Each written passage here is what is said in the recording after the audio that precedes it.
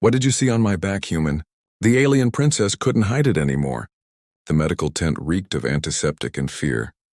Dr. Ren Nakamura wiped sweat from his brow as he organized his instruments, the distant thunder of artillery occasionally causing the portable lights to flicker. 3 weeks into his deployment with the United Earth Forces, and he'd already seen enough wounds to last a lifetime. Dr. Nakamura? Commander Eliza Torres ducked through the entrance, her expression grim. Your new assignment has arrived. Ren nodded, pulling off his bloodied gloves. Another wave from the front? No. Torres lowered her voice. It's her, the Valari princess. The ceasefire agreement requires we provide medical treatment to their royal delegate. Ren's hand stilled. The Valari, humanity's first encounter with intelligent alien life and currently their most dangerous adversary. The ceasefire was fragile at best. There are protocols, Torres continued, handing him a tablet. Strict ones. Break them and we could restart the war. The list was absurd. No scans beyond basic vitals. No removal of the ceremonial cloak. No direct skin contact without gloves. No questions about Valari physiology. How am I supposed to treat someone I can't properly examine? Ren asked. Torres shrugged. Those are the terms. She brings her own medications. You just administer them according to her instructions. Before Ren could protest further, the tent flap opened. 2 towering Valari guards entered, their iridescent armor catching the light. Between them walked a slender figure draped in midnight blue fabric that seemed to absorb rather than reflect light. The princess moved with fluid grace despite her obvious limp. Her skin was a soft lavender hue, with delicate ridges along her temples that caught the light. Large almond-shaped eyes regarded him coldly, so dark they appeared almost black with pinpricks of light like distant stars. This is Princess Zara, Torres said formally. Your Highness, this is Dr. Nakamura, our chief field medic. Zara inclined her head slightly. Doctor. Her voice held an otherworldly musical quality like crystal chimes. The princess was injured during the skirmish at the northern ridge, one guard explained. She requires treatment for a laceration and possible fracture. Ren gestured to the examination table. Please sit down, Your Highness. With remarkable dignity, Zara dismissed her guards and carefully positioned herself on the table, adjusting her cloak to ensure it remained in place. May I?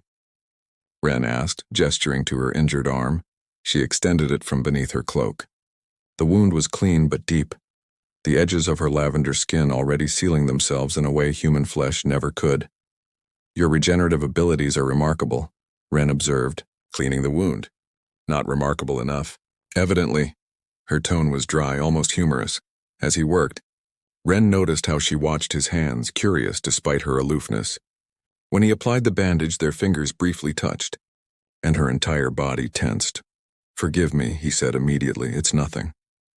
But her star-flecked eyes told a different story, not anger, but something like surprise. That night, logging his patient notes, Ren couldn't stop thinking about the strange princess. Something about her called to him. Vulnerability beneath the royal facade, secrets behind those stellar eyes. Little did he know that the secrets of Princess Zara would soon change everything. Forbidden discovery. 3 weeks passed with Princess Zara making regular visits to the medical tent. With each treatment, the formal wall between them lowered slightly. Ren learned she had a quick wit and insatiable curiosity about human culture. She asked about his home in Kyoto, his medical training, even his favorite foods. Questions that seemed forbidden coming from the royal delegate of an enemy species. Then came the night that changed everything. A surprise attack had left the camp in chaos. Ren worked frantically, treating wounded from both sides as the fragile ceasefire threatened to collapse entirely. Near dawn, when the last patient had been stabilized, Princess Zara appeared at his tent, clutching her side.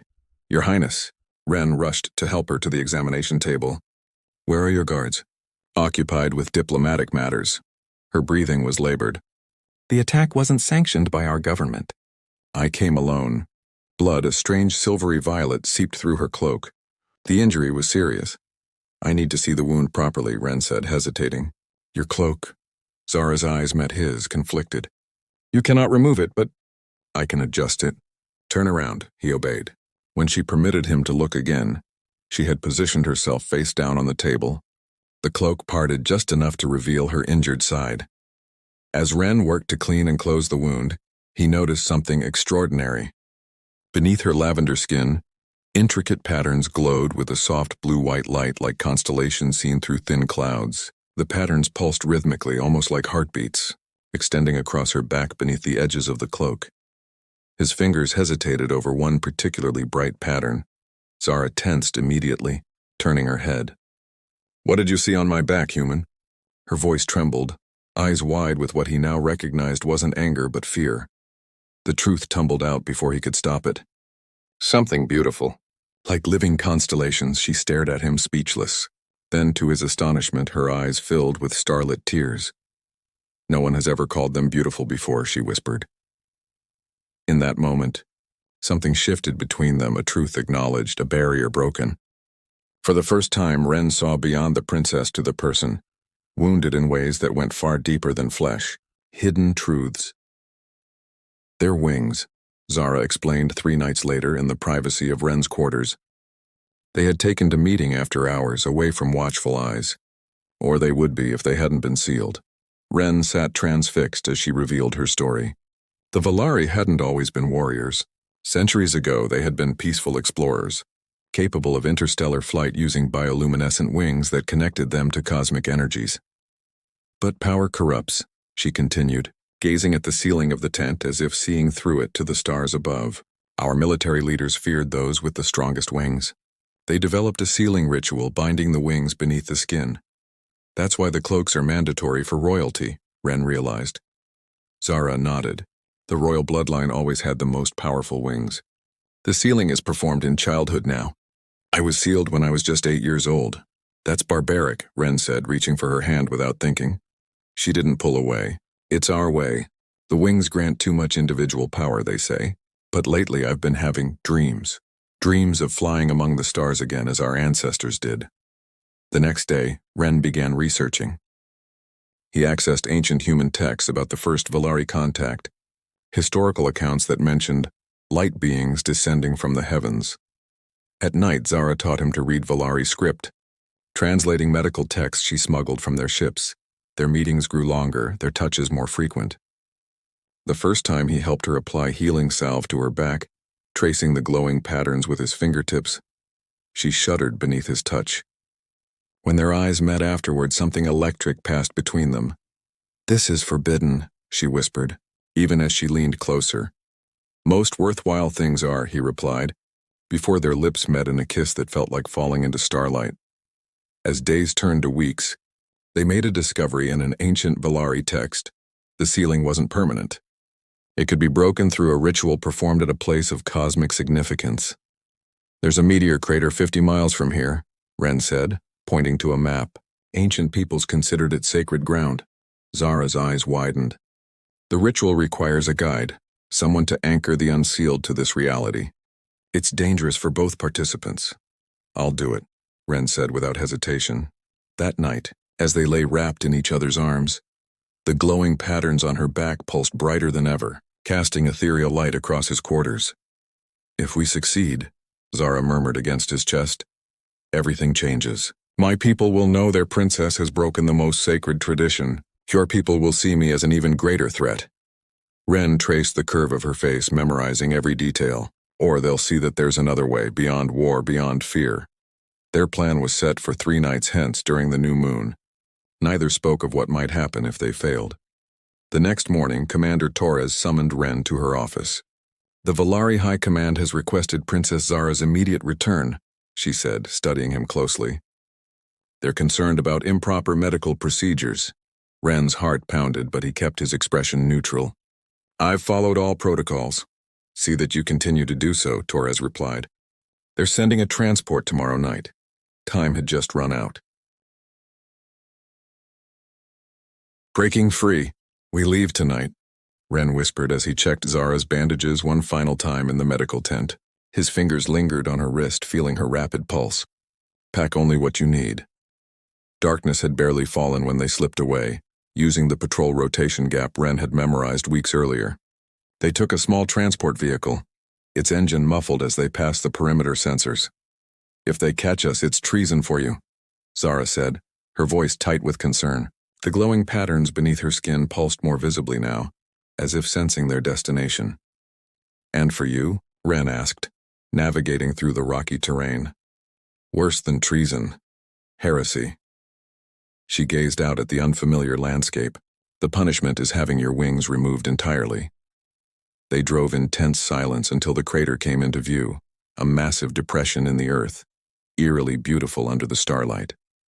Ancient stone pillars surrounded its rim, erected by long-forgotten human cultures who had witnessed something falling from the heavens.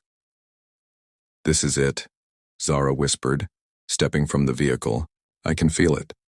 The cosmic resonance." They carried their supplies to the center of the crater: candles, salt, the ancient texts, and vials of glowing liquid that Zara had secretly collected from her personal stores. As they prepared, Ren noticed her hands trembling. "Are you afraid?" he asked softly. "Yes," she admitted. "But not of the ritual." Her star-flecked eyes met his. "Of what comes after. Of who I'll become." Ren took her face in his hands. "Whoever you become, I'll still be here." Their kiss was deep and desperate, bodies pressing together as if trying to memorize each other. When they finally parted, breathless, Zara stepped back and slowly removed her cloak. For the first time, Ren saw her fully, slender but strong, her lavender skin covered in intricate, glowing patterns that swirled across her shoulders and down her spine. The brightest concentration formed two distinct shapes on her back, like folded wings of light. "You're beautiful," he breathed. Zara positioned herself in the center of the salt circle they had drawn. "The ritual will be painful," she warned. "No matter what happens, you cannot enter the circle until I call for you." Ren nodded, his throat tight. Zara began to chant in the ancient Valari tongue, her voice rising and falling like music. She poured the glowing liquid over her shoulders, and immediately the patterns on her skin brightened to an almost blinding intensity. Her back arched in pain, a scream tearing from her throat. Ren stepped forward instinctively but forced himself to stop at the circle's edge. The glowing patterns began to move, shifting beneath her skin, converging toward her shoulders. "Zara!" he called out, heart racing. She fell to her knees, her entire body shaking. "Ren," she gasped. "Now, I need you now." He stepped into the circle and took her outstretched hands. Immediately, energy surged through him, as if his veins had been filled with liquid starlight. The pain was excruciating, but he held tight, anchoring her as the ritual approached its climax. With a sound like tearing silk, her back split open along the brightest lines. Ren watched in awe as wings of pure light unfolded from within her, translucent, glowing structures that spanned nearly 15 feet. They pulsed with cosmic energy, sending waves of iridescence across the crater.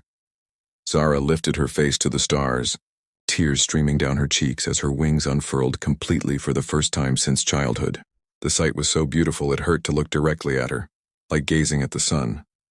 When their eyes met again, Ren knew that everything had changed. New horizons, dawn broke with the sound of approaching vehicles. Ren and Zara had spent the night in the crater, her newly freed wings gradually stabilizing, shifting from blinding brightness to a softer luminescence that pulsed in rhythm with her heartbeat. "They found us," Ren said grimly, spotting the convoy approaching. Valari transport ships descended from above, while United Earth Forces vehicles approached from the ground.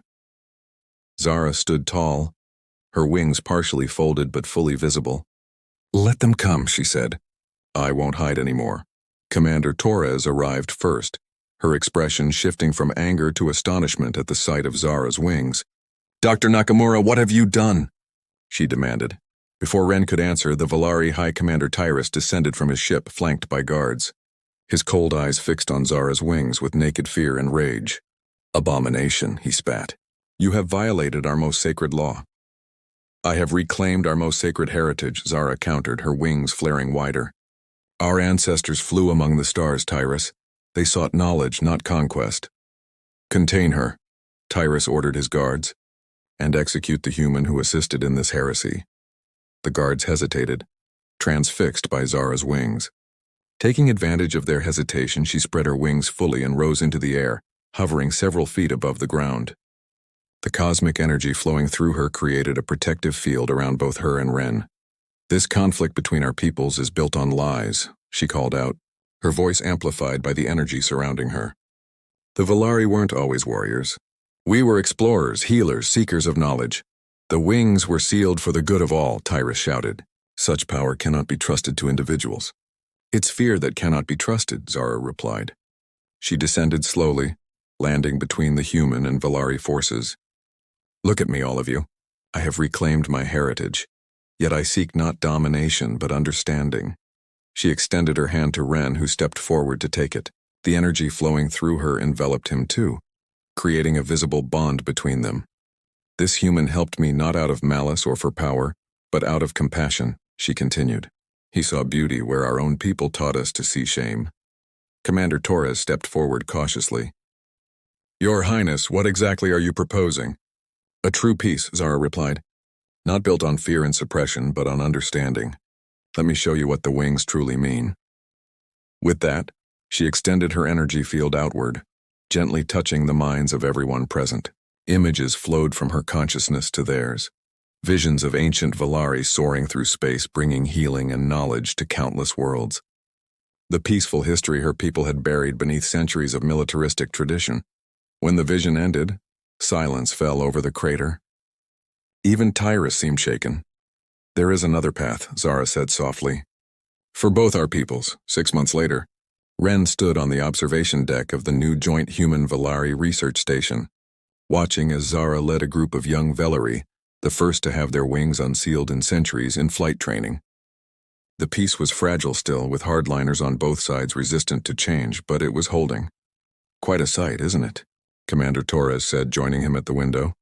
Never gets old, Ren agreed, smiling as Zara executed a perfect spiral, her wings catching the light of the distant sun. Later, as twilight painted the sky in purples and blues, Zara found him in their quarters. Her wings folded gently as she embraced him, the familiar warmth of their energy mingling together. The younger ones are learning quickly, she said. Soon they'll be ready for their first interstellar flight. Will you go with them? Ren asked, tracing the luminescent patterns along her shoulders. Not without you, she replied, drawing him closer. We found this path together, remember? As night fell, they stood on their private balcony, looking up at the stars. No longer distant points of light, but destinations waiting to be explored. Zara's wings unfurled slowly, wrapping around them both like a cocoon of living light. Ready for another adventure, Doctor? She whispered against his lips. Ren smiled, remembering that first night in the medical tent when he had glimpsed something extraordinary beneath her cloak. With you? Always. As they embraced, her wings brightened, casting their glow across two worlds now joined by understanding instead of fear. A new constellation forming in the endless night. Born from a human's compassion and an alien princess who could no longer hide her light. The end.